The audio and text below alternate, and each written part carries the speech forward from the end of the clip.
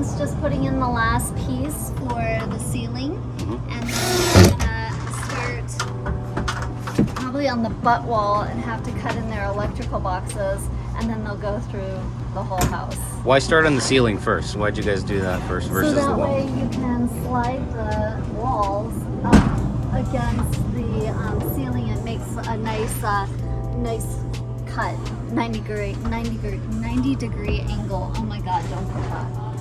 Okay, you want to go ahead and tell me again? Yeah. So So the walls go up to make a good, nice, clean 90 degree angle with the ceiling. And that's why the ceiling goes first. Yes. Very cool. What are you seeing this time around with everything that you guys have experienced? Comparison to ceiling and walls, drywall last time versus this time. Anything different? It's much smoother. We know more of what we're doing. The cuts are so much smoother. With the ceiling here on these lights, we used a special tool to be able to cut out the holes for the lights, and it was just a much cleaner cut. And they're going up a lot smoother as well, which is, it's so much easier. And then we also were able to do some little tricks that Austin watched YouTube. Really smart idea. So he put on some 2x4s, put a 2x4 near the ceiling, so that way it would hold our drywall. So it was great. It was great. Let's go ahead and check out some other houses, right? Yes, we're going to house 2, and we're gonna see what house 2 is up to. Hey guys, what are you guys doing? Drywall. So we're just coming to check on all the houses and see how you guys are doing. Doing pretty good. Yeah, I'm doing a little round thing. Go unwrap those. All right, so Lisa, what are they doing here? So all of our second set of drywall is underneath this tarp. So they're gonna have to remove all of this, and it's been keeping it dry because of the moisture. We had some rain, so we just want to make sure it doesn't get wet, or else it would get ruined. So they're pulling some drywall so that they can start doing more of their walls.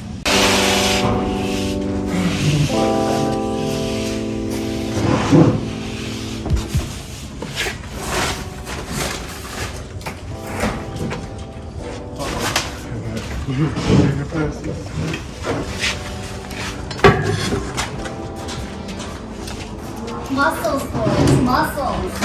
It's very fragile. If you bump it a little too hard, or if you drop it a little too hard, it can crack the edges, and then you can't really use it as well. So this one's a nice sheet. It's not, other than this right here is a little bit damaged, but that's all right. They can mud this and clean this out and you won't even know it's there. All right, we are now on to house 3. So this is house 3. They have cut out their, this is their mini split. So they cut out the mini split and access for to connect the wires for the mini split. They got their electrical box cut out, and they're just moving their way on down to where the kitchen is, and they'll move right around. So it's looking really good.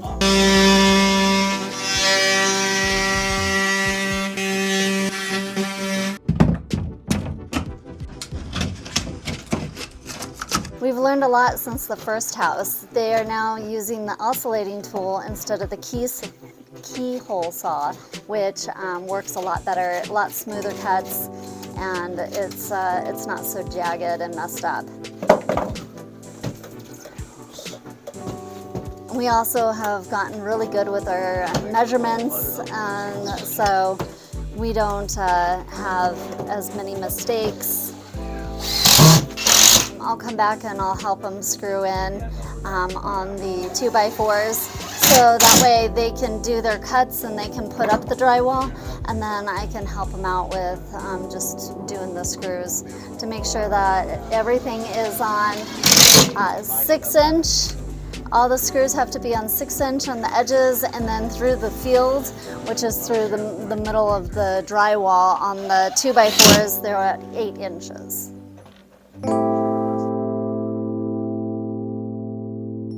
We're going on to house 4. We're gonna see how Isabel and Dylan are doing. She's doing a little cleanup before they start on their walls. Also, we know to remember to push the drywall up so that the gap is on the floor instead of the ceiling. Why does the gap have to be on the floor?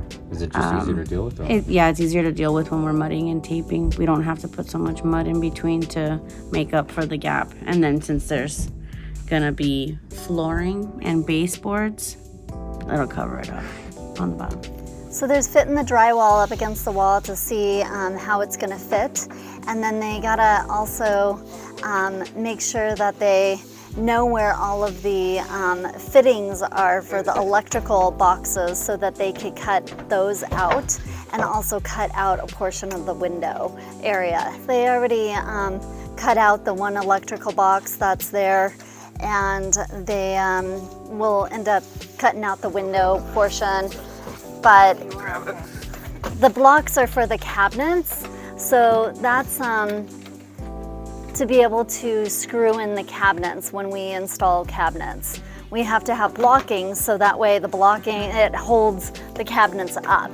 So if we didn't put blocking in the spaces between our 16-inch studs, the cabinets wouldn't be able to just stay up with drywall. So they're just trying to lift up the drywall to where it's flush with the ceiling, and there's a minimal crack, so the crack or the gap will be down on the bottom rather than at the top, because you want to make sure that your corners and where your ceiling meets the wall is at a 90-degree angle and there's no gap up at the top. You want to make sure that you want to put your screws all the way in, because you don't want screws popping out. If they pop out, you'll see that through the texture, and you'll see a little bump in the wall.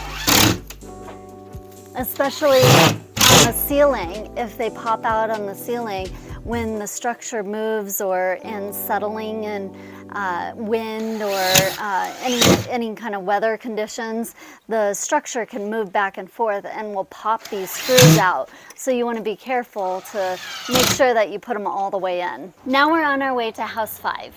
We'll see what they're up to. If only I had my little red jacket, we would be like Mr. Rogers.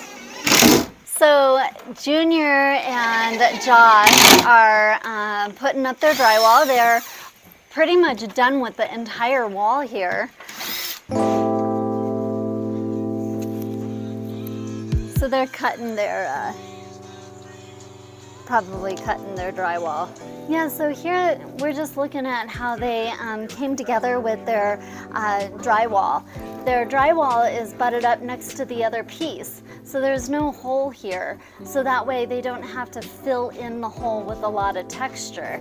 It's nice and clean, and that way you won't see that when after you texture and then you paint. All of that needs to be filled in. After they get done with the drywall, they'll either use paper tape, which is what goes over the seam, or they'll use mesh tape, and then they'll texture all the seams. So that way it's a nice clean finish. So in this section right here, they'll have to fill in the areas where there's some little holes, just so they make sure that they have a nice clean 90-degree angle for the seam from the ceiling to where it meets the wall.